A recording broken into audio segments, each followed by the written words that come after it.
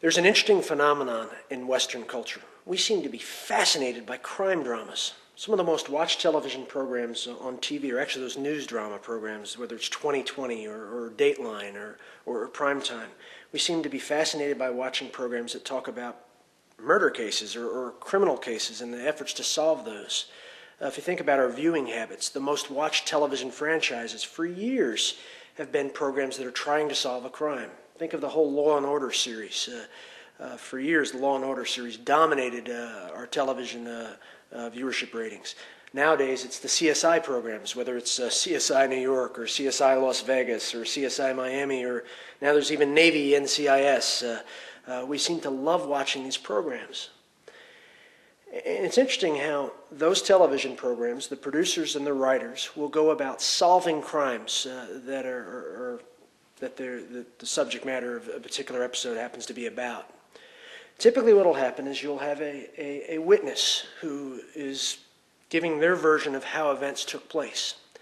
And then the veracity of that witness, so the trustworthiness of that witness, is often determined based upon two things: corroborating physical evidence or supporting eyewitness testimony.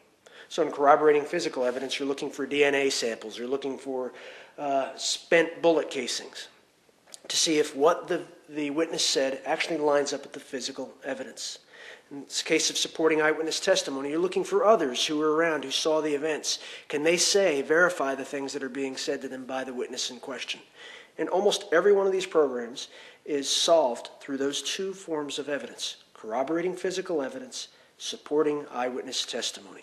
Well, it makes sense. That's how we solve crimes in real life.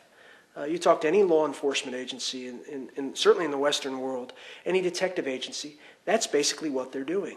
To judge the trustworthiness of a witness, they're seeing if there's corroborating physical evidence and supporting eyewitness testimony. Do you know you can do the same type of thing with respect to the Bible? You can look at the Bible and see, is it a good witness to history? Is it trustworthy in its accounting of history? In other words, is there corroborating physical evidence that supports scriptural claims?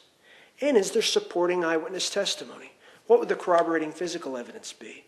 Can we go to dig sites, archaeological dig sites, and see if the structures existed that the Bible talks about? Can we look at burn layers in soil? Can we look at pottery and artifacts that speak to events that the Bible speaks to?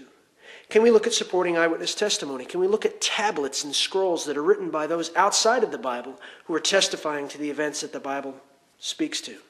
Well, sure enough, in this section of the website, you'll find that we have put these two lines of evidence together, and we show the wealth of corroborating physical evidence and the wealth of supporting eyewitness testimony that's out there that shows that the Bible is a trustworthy witness to history.